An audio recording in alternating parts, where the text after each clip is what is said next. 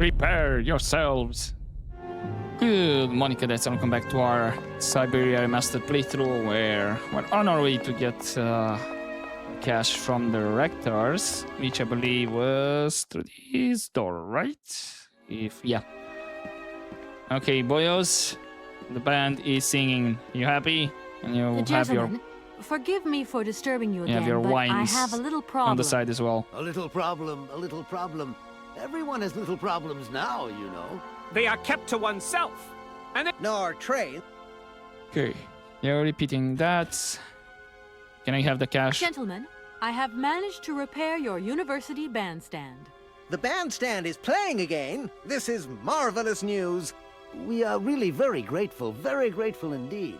yes, very grateful indeed. We will look back on your visit with much fondness in our hearts. And now let us in turn honor our word. How much is it you need, miss? $100, if it's not too much to ask. We agree to grant you the aforementioned sum, miss. You may now leave with your tray. Thank you. And while we're on the subject, when will you be leaving? Yes, because now you should relocate your train as quickly as possible. Anything else we can chat about? I mean... Gentlemen, I'm awfully bothered to have to disturb you again. A bothersome disturbance indeed. Which, I may add, disturbingly bothers us. No bother, my dear. We're listening. Never mind. Here we are, busy chat Already? Thank you. And thank... Okay, you can go have your teas and whatnot.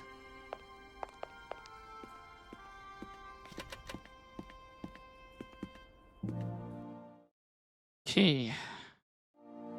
Still no phone calls from the professor. So he did say he's gonna call us, right? I don't think he said like I don't know, come back later automatically.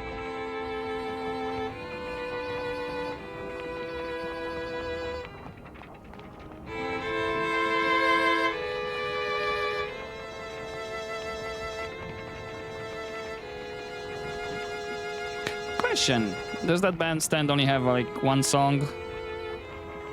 Wouldn't it be at some point a bit annoying to hear the same thing over and over and over?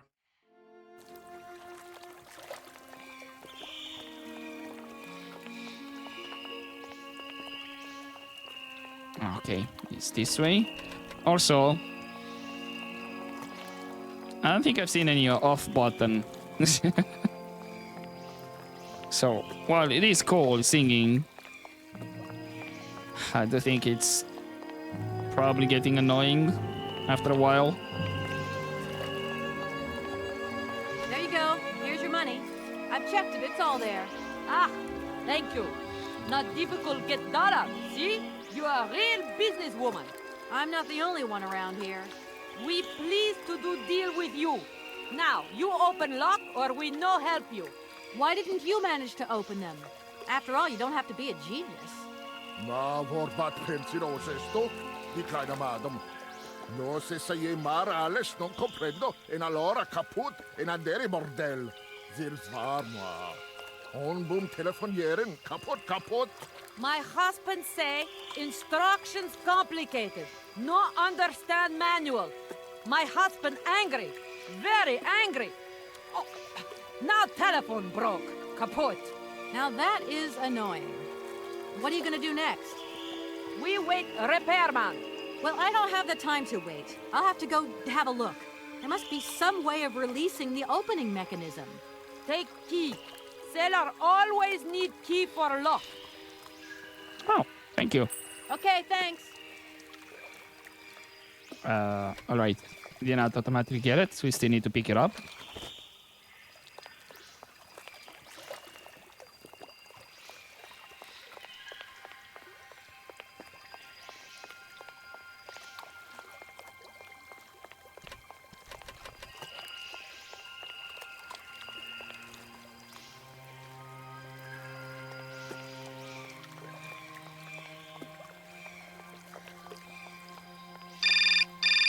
Oh, hello.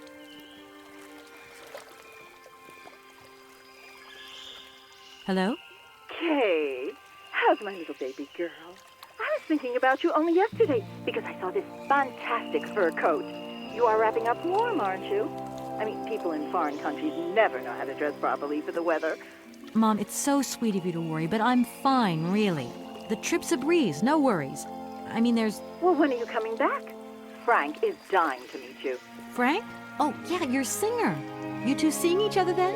Oh, you'll never guess the surprise he gave me yesterday. No, I suppose I won't. Frank invited me to a big charity show organized by, someone or another. Anyway, they got him singing a couple of old numbers from his repertoire, and in the end, he asked me to go up on stage with him. Can you imagine me, your mother, on stage in front of thousands of people? Wow, I would have loved to have been there. Not too emotional, I hope. Oh, too emotional by far, especially as I hadn't even been to the hairdresser. Well, I didn't even have the proper dress on. But Frank promised me he'd see to that next time. Oh, he's such a cutie, and he's got the sweetest little... Well, looks like the signal went off, or we just stopped the conversation automatically. Like, yeah, I don't need to hear this. That was quite extra information. Right. So we have that.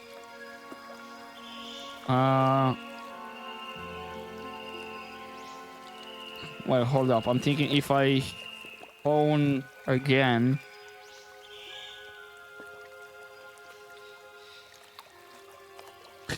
It said manually. Okay, what was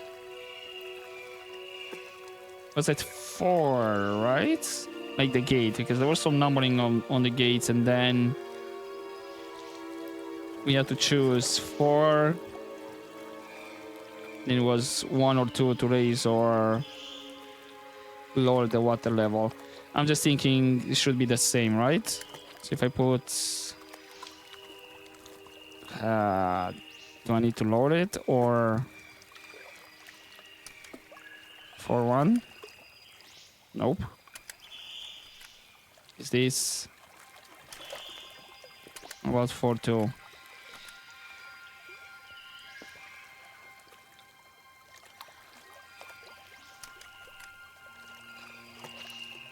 How exactly am I?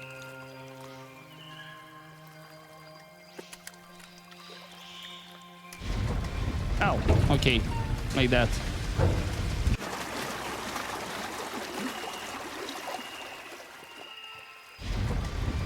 Okay, we do need to lower it first, right, so that the boat can come in.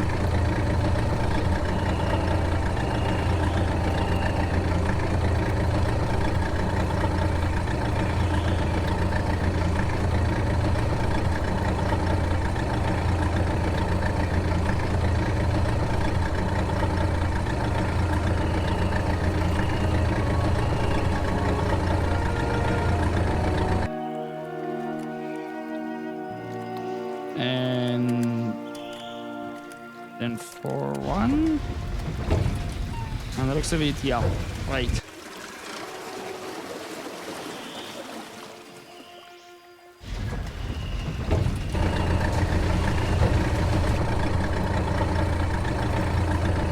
And now it should be more or less on the same level with the train and can hook it up. I think that's interesting. We did not see any mention about the boat. They were not complaining about these guys being with the boat here. Or who knows how long, though. You know, do I need to talk with them from this side, or I need... Nah, I think no, it should be from this side. I'll be surprised if now I can go through that door. Doesn't seem like it. Yep, there we go. Hey there! On the boat! Da, barge on other side. You still need us? Oh, yes. What do we do now to tie my train to the barge? Mademoiselle Takatak, Loco Coco Mitchen. What did your husband say? You attach chain to train and chain to train with barge. Hop! Catch it, sir.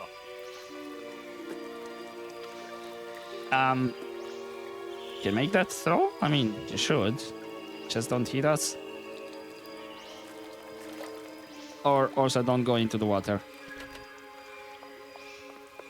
And this is where we put the hook.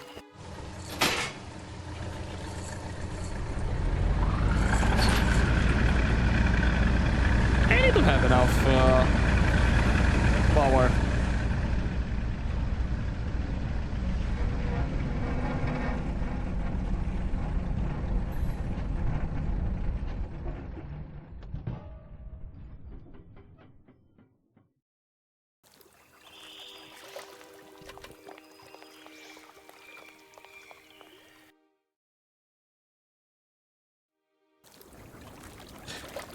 Well, I still need to get the mammoth back, but at least maybe we can wind it up. Or another phone call. Hello, Kate Walker here. Miss Walker, this is Professor Ponce. I'm about to start my lecture on the Yukols at any moment. Please make haste to come. Okay, I'll give it my best. Excellent. We'll be in the main lecture hall. See you soon. Oh, okay, we're going automatically. There you are, Miss Walker. Good, good. Take a seat quickly. I'm impatient to start my lesson. My young friends, a very exciting discovery, unimaginable up until only a few hours ago, has come into my hands and has finally allowed me to complete my study on the mysterious Yukol people. Lights, please. The Yukols are a people from the far north about whom very little is known. They live far away, very far away, on the frozen borders of Siberia. This distance and the climatic conditions of the region, which are unfavorable to human existence, have limited the size of the Yukol population and kept it out of reach of the scientific world. The handful of slides that follow are actually the only documentation we have in our possession. It was a Russian explorer who made these drawings and took these photographs 100 or so years ago.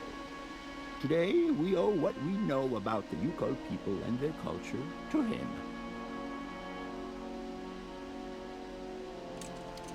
We know that the origins of the Yukols date back to the last ice age. Curiously, evidence of their presence has been found in Western Europe, and more precisely in the prehistoric caves at the heart of the Alps. This people, it seems, undertook a long migration over centuries towards the far north of the globe. The reasons for this migration are due to the importance of the mammoth in their craft, trade, and culture. They used them for transportation and as beasts of burden. The mammoth brought them meat, skins, fat, and ivory. Man and animal lived in symbiosis. There's no doubt about it. Mammoths started to drift away from the region due to changing climatic conditions, and the Yukols followed them to the north, to the edges of Syberia. Prehistoric cave drawings, identified as Yukol in origin, first led me to the extraordinary hypothesis that the Yukols had managed to domesticate the mammoth. They are, to the best of our knowledge, the only prehistoric people to represent a man riding a mammoth. Today, because of this genuine mammoth skin effigy, identified by myself as an authentic Neolithic object, I can confirm this hypothesis. Yukol forebears managed to tame mammoths. Prehistoric man uses little imagination. He draws what he sees and represents scenes from real life. This familiar day-to-day object is actually a children's toy. As we have seen, Yukol existence was inextricably linked to that of the mammoth. They used its skin for clothing and to make the roofs and walls of their houses. They used the tusks to build the frameworks of their homes, as well as weapons, tools, and jewelry. Curiously, the disappearance of the mammoth 12,000 years ago had no immediate effect on the Yukol's way of life. It seemed that for a long time after, the people maintained their strong bond with the mammoth through the centuries. As incredible as it may seem, the Yukon people have continued right up until the start of this century to feed themselves on mammoth meat and to use the skin for clothing and shelter. Their ivory craftwork industry is still flourishing. It would appear that to preserve ancestral customs, the Yukols learned how to exploit through the centuries the large number of frozen mammoth carcasses that were perfectly preserved in the ice of the Siberian tundra. They have been able to live mainly off this enormous freezer stock for almost 30 centuries. As plausible as this explanation may seem, it seems it is not enough for the scientific community who, I will confess, is greatly perplexed by the question. In the absence of acceptable scientific evidence, we have to make do with Yukol shaman artifacts. The research department that I have the honor to represent today lends no credence to the myths and legends that these tribal charlatans peddle. We have to take their stories at face value, mere tales to while away the long Siberian winter. The legend of the Siberian Ice Ark is a very good example. You are invited to find out for yourselves from the pamphlet that I had passed around to you. This legend would have us believe that today, somewhere on a lost island to the north of Siberia, there are living mammoths still in existence, a sort of hangover from the Ice Age. This small herd has been miraculously preserved for more than 120 centuries by the Yukol's tender care. And the island on which the pachyderms are said to live is called Syberia. My friends, I advise you to resist the temptation you may have to believe in this pish and tish. The island of Syberia is not charted on any map, and the idea that mammoths have survived to the 21st century is an idle scientist's pipe dream. The Yukols were sadly among the first victims of the colonization of continental Siberia led by the Russians in the 20th century. The kolkhoz and sovkhoz systems, as well as the exploitation, disdain, and humiliation the people had to suffer, marked a definitive break in the Yukol's traditional lifestyle. Since the collapse of the communist regime, the Yukol population finds itself confronted with the same political and social upheavals that other Siberian communities are experiencing. There are two consequences to arise from this. Some Yukols have lost their tribal identity and have integrated into the Russian population. Others, however, have sought long and hard to re-establish links with their ancestral culture that was lost under the Soviet regime. Now, at the start of the 21st century, the last true surviving Yukols have gone to live on the vast territories of their ancestors. Nobody knows today where they live or how they survive. Their very existence would be a matter for speculation if they did not turn up periodically at the tundra's most isolated fur trading posts to exchange mammoth tusks for essential items. There ends my lecture for today. Thank you for being among us today, Miss Walker. Please make your way to the laboratory where you will find your mammoth doll. There are also photocopies of my lectures should you so require them. Okay. Gotta be honest, I kind of felt like one of these guys here that's kind of sleeping.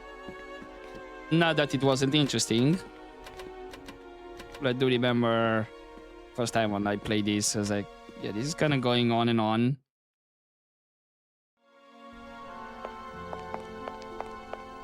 But if you haven't slept through that, should be fine. Okay, let's see about the mammoths and what pamphlets he said. Might be able to get. There's the mammoth. That should be the pamphlets.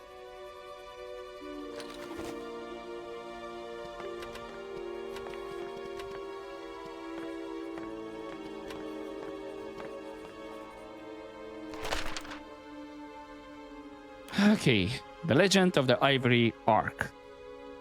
The last ice age ended up when planet warmed up. This sudden climatic change threatened the existence of many animal species, including mammoths inhabiting the far northern Siberian wastes. It is said that the Yukol peoples decided to follow Noah's example and built an enormous ark to try to preserve the mammoth's existence. They lived in symbiosis with the pachyderm, which was at the heart of their religious worship. The ship was constructed entirely from mammoth tusks. A small herd of mammoths was installed on board with enormous quantities of fodder. Control of the ship was entrusted to a handful of particularly intrepid Yukol clans. Their mission was to take the animals to other lands with pastures more befitting to their survival. One day, 50 summers later, as legend would have it, the Ark returned to its starting point. The Yukols were astonished to find nobody aboard apart from the carcasses of several mammoths perfectly preserved in the ice encasing the ship. The clansmen believed this was a mysterious sign from the gods, and they ate the mammoths in a memorable feast. 1 week later, the Ark set sail once more, carried away by the currents. Again, it returned, half a century later, with not a soul on board, except more well-preserved frozen mammoth carcasses. This mystery continued for a millennia, each time the surprisingly well-preserved mammoths appearing out of nowhere. The Yukols interpreted the phenomenon as a benevolent offering from their dead companions who were believed to have perished on the Ark's first voyage in some horrendous maritime cataclysm. It was believed that their souls had found eternal rest on a mythical island that the shaman named Syberia.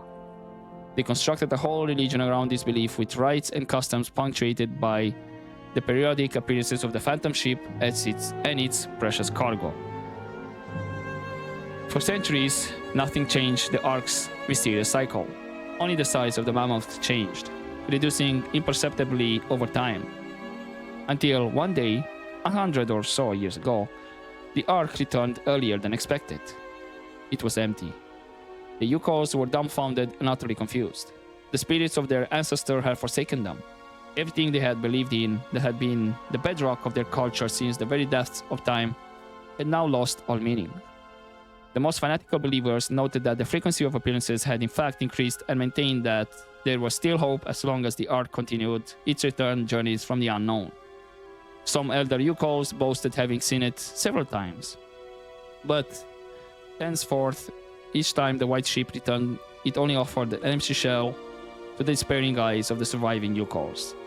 The belief became superstition, and the reality became legend. Damn. Anything you have to say, Professor? Do excuse me, Professor. Professor, sorry to disturb you again. What is it you want to know, miss? I would have loved to... No, hey. Okay, you, this is repeating. everyone.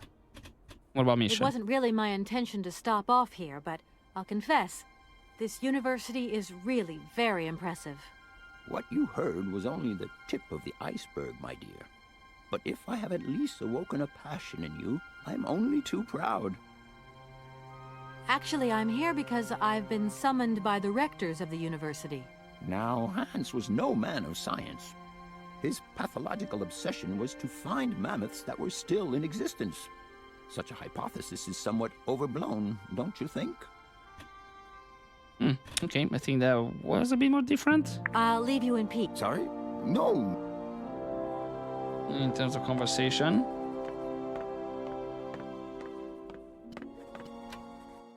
Right, I guess back to the train, wind it up, and leave.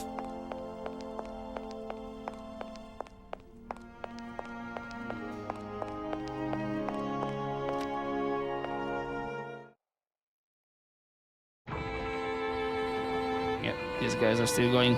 Out of curiosity, do you have anything else to say? Hello. Hey, baby, you parked it? Listen, Okay. I thought maybe he has something else to say now that the bandstand is singing again. Alas, that's not the case.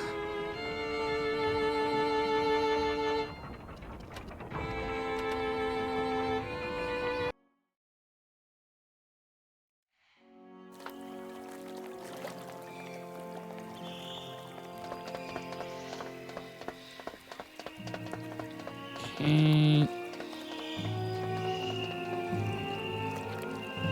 Ah, this is the only way to get to the train now. I was thinking maybe I can go on the other side, but there's a lot of rocks. Doesn't seem we can traverse it. Because I'm not seeing an option, you know, like leave the area as we have here.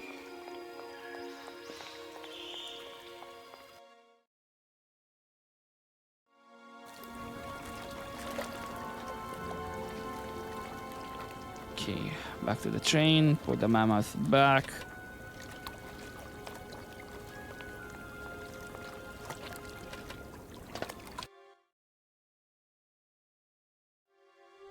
Oscar? Do you have Everything anything? okay, Oscar? Yes, Kate Walker. I am awaiting your instructions. Oscar, get ready. I'm going to start winding up the clockwork engine. Good, Kate Walker.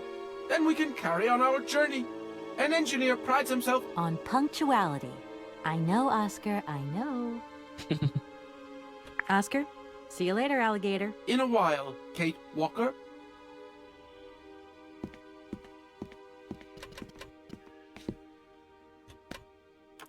Okay, we already saw the cylinder.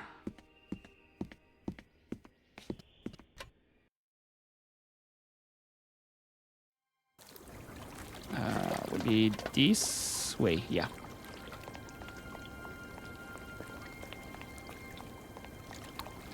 Still a big ass wall over there, though.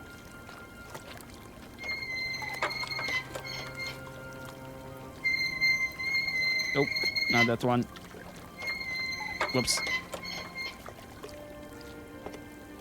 I forgot to wind it up.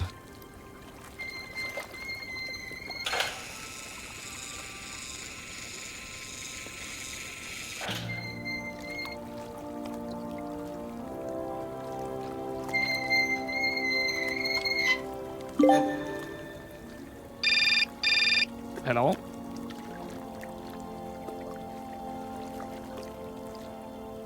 Hello? Where are you? Hi, Dan. I'm in Barrickstadt.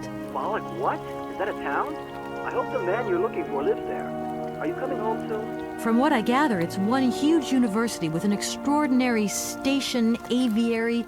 If you could only see it, there are trees and birds everywhere. It's so weird here. Sounds like a great place for a bit of sightseeing. So, are you coming back soon? I don't think so. In fact, the train I'm traveling on has some kind of a mechanical problem.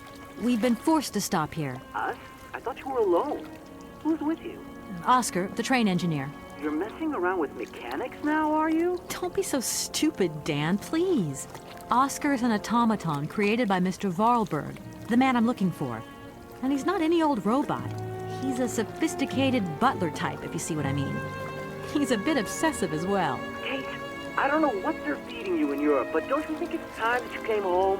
But my mission still isn't finished. To hell with your mission. I don't know why you accepted it in the first place. If you just stuck to the middle of the road, then we wouldn't be in this mess. We?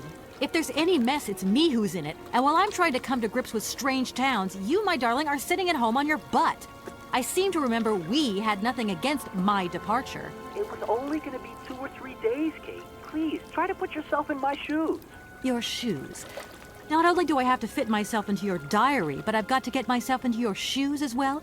Is there anywhere else Sir would like me to put myself while we're on this subject? Look, I don't want to talk about it now. Call me back when you've calmed down. I was perfectly calm before I picked up your call. I only wanted a few words of encouragement, not your disdain. Is that too much to ask? You can be such a selfish... Takes one to know one, sweetheart. Eek. Right. Ouch. That definitely is not going well.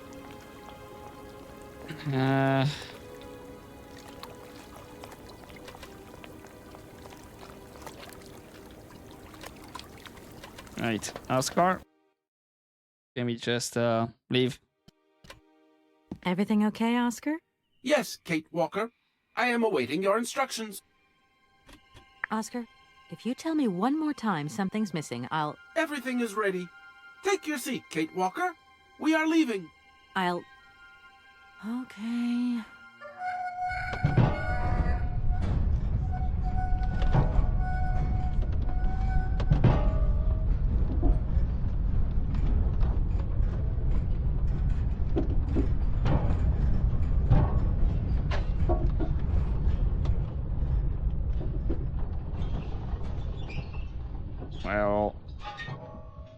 The gate ain't opening.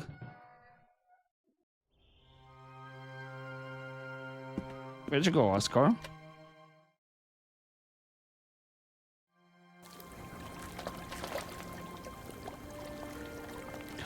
Of course. Ticket booth. Oscar, can't you please forget about procedure just for once? Your request is refused, Kate Walker. What now? Oscar, don't you think we've wasted enough time already? You neglected to find the clockwork winding mechanism for the train with sufficient haste, Kate Walker. What nerve! And you've refused to lend a helping hand. Help that could have been invaluable to me. I agree, Kate Walker. If you weren't so obsessed by procedure, we wouldn't have had a hitch.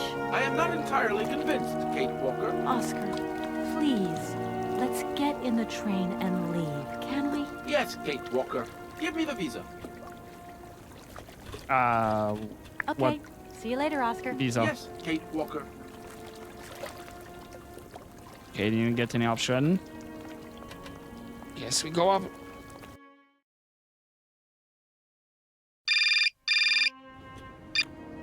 Is this Dan again? Hello? Kate! Oh, is that you? What's going on? Well, I finally got the mechanical train wound, and I hope it's going to take me to Hans Vorarlberg. I had to sort things out with a couple of weirdo sailors, and they probably ripped me off. But now I'm blocked behind this massive wall. You should see it, it's huge! I'm not talking about that. I want to know what's going on with Dan. What do you mean? I bumped into him at Maggie's do, and he said you'd argued. That's a bit over the top. Things got a bit heated the last time we called, that's all. No need to go overboard. I don't mean to be Miss Melodramatic, but he didn't seem in such great shape. He had his down-in-the-dumps head on. Like Dan has a down-in-the-dumps head. Oh, yeah, when that shock of hair flops over his forehead, and his eyes mist up, and his eyebrows kind of creased together. I'd never noticed. Maybe I did go a bit too far, but he's got such a goody two-shoes image of me that sometimes I just lose it. And this case is taking up a lot of headspace. I was just looking for a bit of compassion. Well, you sure got mine. So, what's going down? Like I said before, I'm kind of getting somewhere, but it's slow. This Hans Vorarlberg guy is getting more and more fascinating by the day. Okay, well, anyway, it doesn't sound like you're bored. Not like back here in the office. Every day is boredom day. Just no fun without you. When are you coming back? Shouldn't be long, I hope. Look, I've got to go. See you soon. Well, call us again real soon. And be easier on Dan next time, huh? I'll try. Right. That was very specific on her part, how she described those things about Dan. There's something more going on.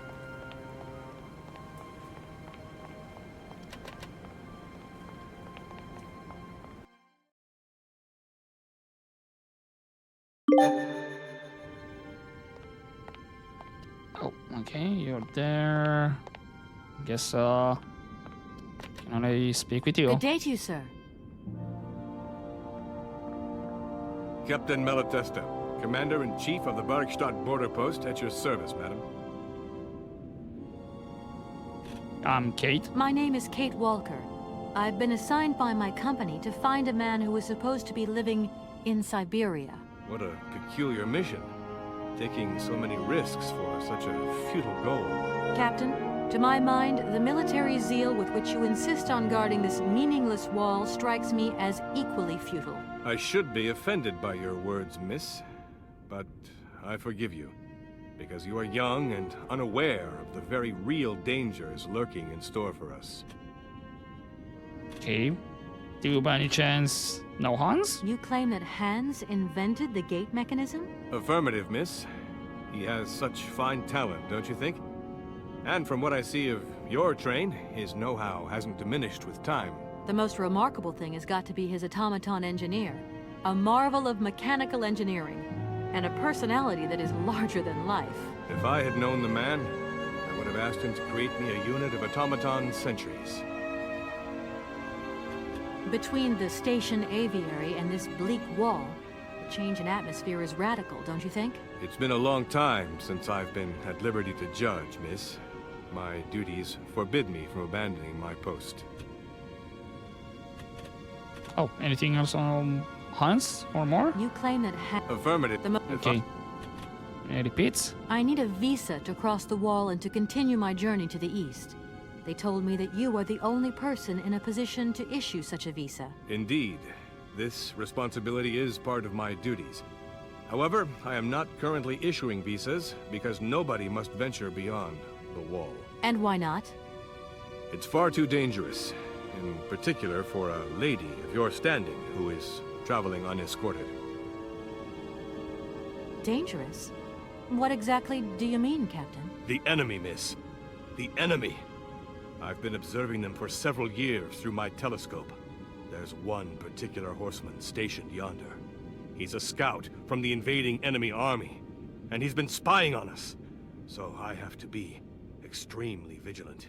He knows that I know he's there, you understand? And as long as I keep my eye on him, he won't dare try anything. Are you sure? Please, take a look for yourself. Okay. Don't mind me if I retire, Captain. Please, madam. My respects. Is it the same horseman? Or thereby changing locations? Ah, okay. This is the arm of the telescope.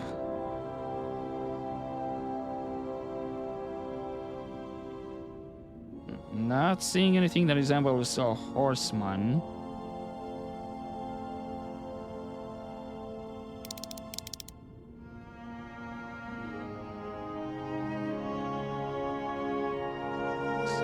A bit more focused. How strange. I can't see a Cossack horseman at all. There's just a dead tree in the middle of an empty plain. That poor captain must have really bad eyesight. Okay, I want to say this is kind of the only thing that looks of interest. Nothing else. Nope. Okay, Good day to you, sir. Captain Malatesta, Commander-in-Chief. Regarding that horseman. Captain, I can assure you that your enemy horseman is in fact simply a dead tree. A tree? But that's totally ridiculous. I can tell you have never seen a Cossack before in your life. How long has this Cossack been spying on your wall? For a long time. Yes, a very long time. But they could attack at any moment. We simply cannot tell. And he's been in the same position the whole time? Cossacks are soldiers, miss. They're capable of great resistance and persistence in the face of adversity. Don't mind me if I... Please, madam. Okay. I mean, we can have a look. Oh, now we can interact with the wine glasses.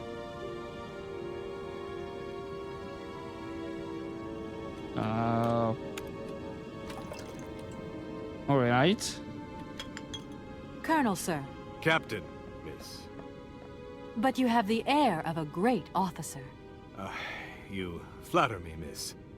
Unfortunately, I'm afraid that we frontier soldiers are often forgotten by the military administration. There's no justice. I sympathize with you, Captain. Let us forget our worries for a moment and have a little drink together in the name of friendship. It would be my pleasure, miss, but the regulations strictly forbid it. Come on. A little glass of wine never hurt anybody, and nobody need know. Wine, miss? You are putting me in a very delicate situation. Don't deny yourself, Captain. Just a little glass. I assure you, it is excellent. Well, perhaps just a drop. It's nothing to whine about. Come on. I don't. Here's your glass. To your good health, Captain. And to yours, miss.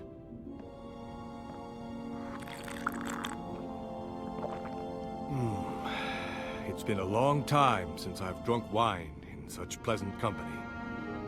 I admit, it is excellent. Isn't it? You wouldn't think it came from Barrickstadt. It is made from the Amazon forest Sauvignon grape that has been miraculously conserved and cultivated in the station garden. Well, well, well. The university authorities kept that one to themselves. You know, Captain, it is essential that I continue my journey eastwards. Please, don't even think about it. As I've said, it's extremely dangerous. The enemy is spying on us. Perhaps your Cossack horseman isn't quite what you thought. Perhaps it's just a dead tree twisted into a strange shape.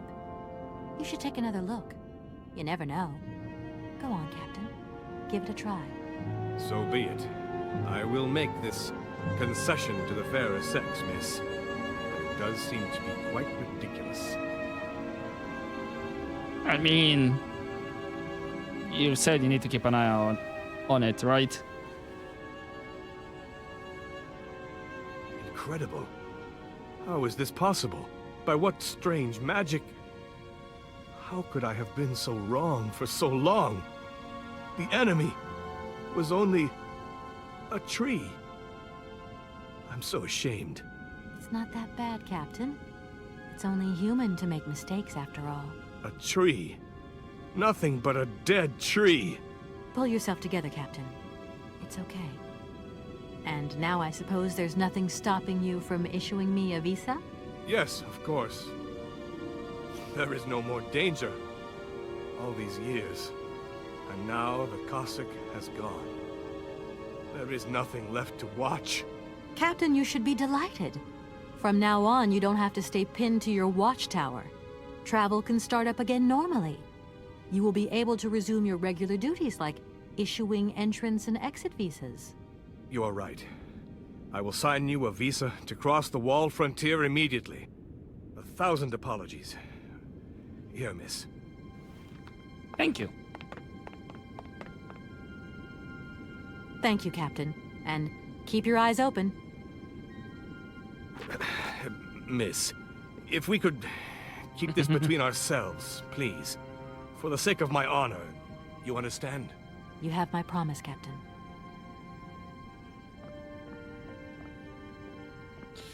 Yeah, keep an eye out on those dead trees, on any other potential horses. Authorization to cross the border. This document authorizes the holder with belongings to pass through the border wall gate. Captain Malatesta, the gate commander. Warning: beyond the ramparts, conditions for journeys into the eastern territories are filled with uncertainty and reputed to be hazardous. As a consequence, the wall authorities cannot guarantee the physical safety of the traveler and decline all responsibility in the event of any incident. Well, glad to know that. Okay, Oscar buddy. Ooh, also look at all these ruins in the back though. This looks like it literally was a bigger place before all of this.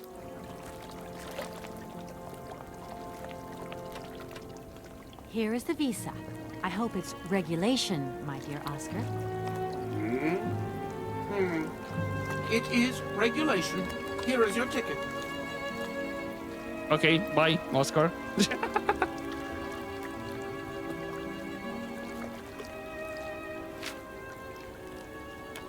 Train ticket for the mechanical railway, departing from Barokstadt. This ticket is valid for one person and should be presented to any official of the mechanical railway when so required. Have a good journey, Kate Walker. So, can we go now? Indeed. We are already very late, Kate Walker. I can see that, Oscar. You're already on the train. Communicating with me telepathically, apparently.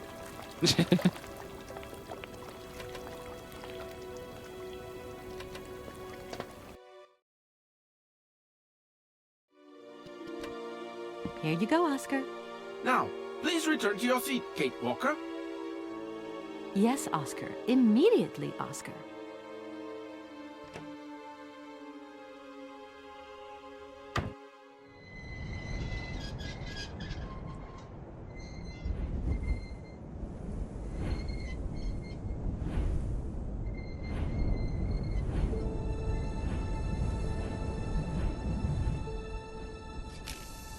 Nice.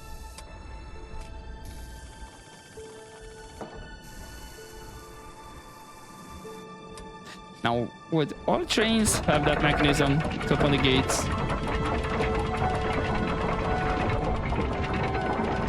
Or opening this way is just an option that we have with our train? And the gate can be opened in other ways.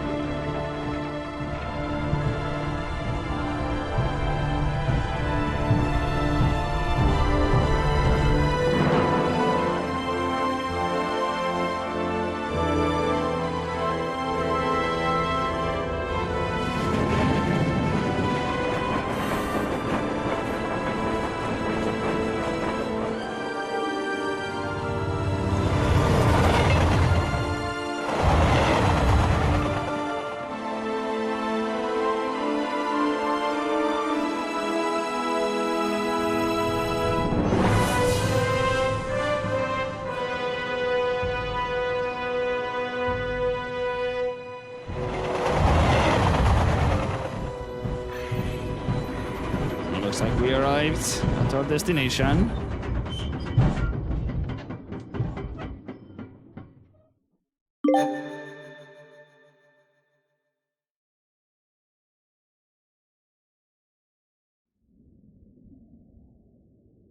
Okay, beyond the wall. Let's have some drinks over there. Right. We are gonna talk with Oscar and all of that. In terms of objects, I have none left. Alright. Nothing we need to use for this chapter. But I am gonna leave it here for this episode and continue next time. Let's see what awaits us here. I'm not hearing any music, or just some background eerie noise. We shall see. For now, hopefully you enjoyed this episode, guys, and I'll see you next time. But as always, don't forget to take care.